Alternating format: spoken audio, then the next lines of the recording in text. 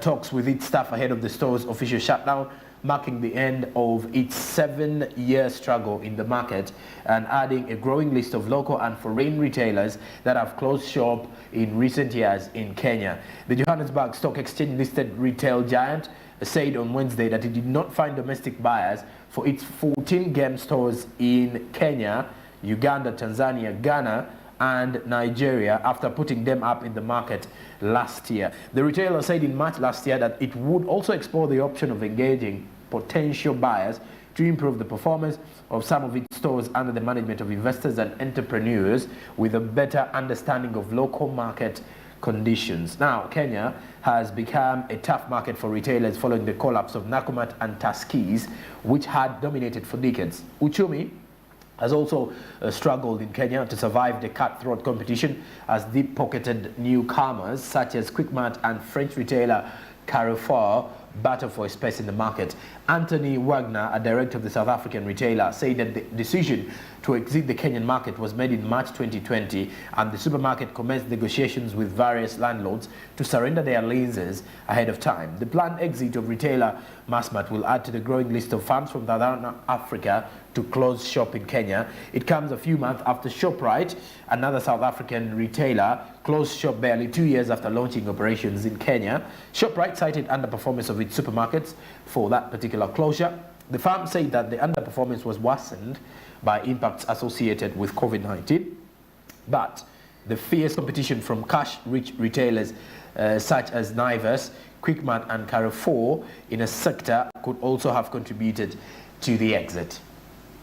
All right, now away from there, we head to Tanzania, as not only in Uganda are we seeing fuel prices decreasing. Now, Tanzania has seen the Tanzanians have relief as fuel prices drop further. This is some good news on the East African Community blog. Now, Tanzania has announced another drop in fuel pump prices as the global industry continues to stabilize. From Wednesday, motorists in different parts of Dar es Salaam now purchase a litre of petrol at 2,886 Tanzanian shillings, approximately $1.23, and then also that is 133 Tanzanian shillings, or approximately 0.5 US dollars less than September prices. The Energy and Water Utilities Regulatory Authority did reveal these particular ones. Now, residents will spend 3,083 shillings, approximately $1.32 for a litre of diesel, which is $0.12 less than the previous petrol price. And then they will buy a litre of kerosene at $1.4. In Matwara, a litre of petrol now goes for as low as $1.24, and diesel goes for $1.33, while in Tanga, a litre of petrol at retail goes for $1.25 and diesel at $1.34.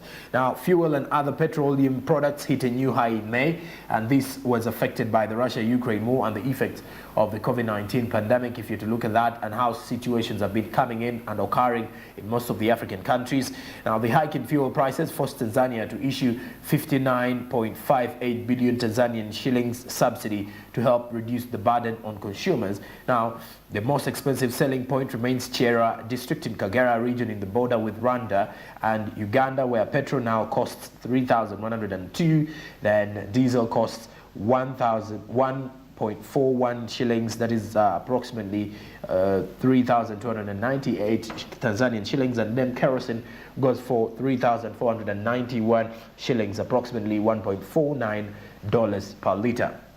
Now, also on the other hand, if you're to look at the global prices of fuel that are stabilizing, in Uganda, you will look at the powerhouses in fuel stations. Look at Total, Shell. You'll find that this current situation has found petrol going for around 6,040 shillings in some of the petrol stations, or 6,050, around that same price. Then diesel, which is now at around 5,620, 5,650, depends on the brand that you're dealing with. So that clearly shows you how fuel prices are steadily stabilizing. All the prices are now going down month in, month out, because previously, for example, in Uganda, we did have petrol going as high as 6,800, as it has been dropping to 6,600, and it had to stabilize a bit for about 3 weeks in that same price. Now it is slowly going down to 5,000 in the long run. All right, now away from the Tanzanian fuel prices, let's sum up our SMB International updates with South Africa. As the South Africa's rail and port workers have gone on strike over wages. How about this one now? South Africa's freight and rail operator Transnet called on strikers to consider the long-term consequences. The workers of South Africa's freight and rail operator Transnet commenced an industrial action on Thursday as a wage dispute between the company and two major unions seemed to paralyze services and disrupt exports. The state-owned Transnet has been operating below capacity due to a shortage of locomotives, poor maintenance and vandalism and theft of its infrastructure, costing miners billions of rand in potential revenue. Now, the two worker union, the United National Transport Union and the South African Transport and Allied Workers Union, SATAU, that represent most Transnet workers, turned down a wage rise offer of 3.4%, saying it was below the country's annual inflation. South Africa's inflation rate was 7.6% in August. Now, when you look at the other side, the United National Transport Union said its members began a strike on Thursday morning, and SATAU is due to join the action beginning Monday next week. Now, UNUT and SATAU say Transnet's lawyers had written to them on October 3rd saying their industrial action would be illegal as some workers involved provided essential services and were restricted by labor laws from striking. Now, also on the other hand, the operator also cautioned the balloting process through which union members approved this particular strike action. It also said no picketing rules had been agreed on by company in striking workers as required by the labor law, according to what the unions said. Now, this takes us back to a situation whereby in this very year, most of the trader unions in South Africa have continuously gone on strike over wage claims, and it's the same situation now that is actually happening here with Transnet, which is a rail and port workers, where most of the workers fall under that particular one. Now, if you're to look at that, you will realize not only did we see workers in Zimbabwe, Nanses and all that, but South Africa, and 2 weeks back, they actually had trade unions going on strike in most of the cities to issue a statement in regards to the inflation and why they would need increment in wages and salary. And that is it for the SMB International Updates. And after the international updates, we get some inspiration at this time with our business tip of the day.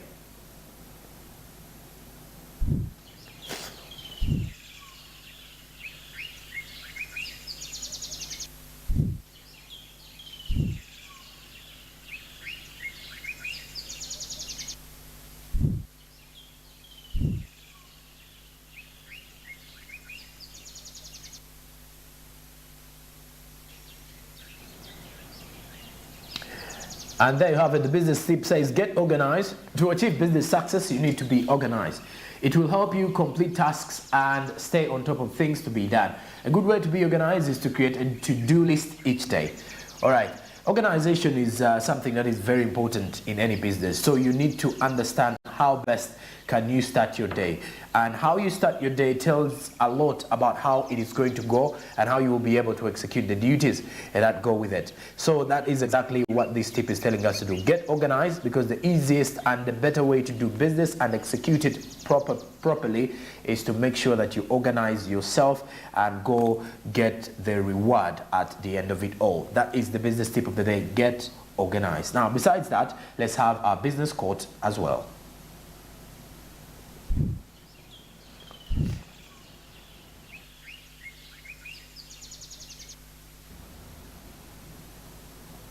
And Jack Dorsey, who is the co-founder of Twitter, says, make every detail perfect and limit the number of details to perfect.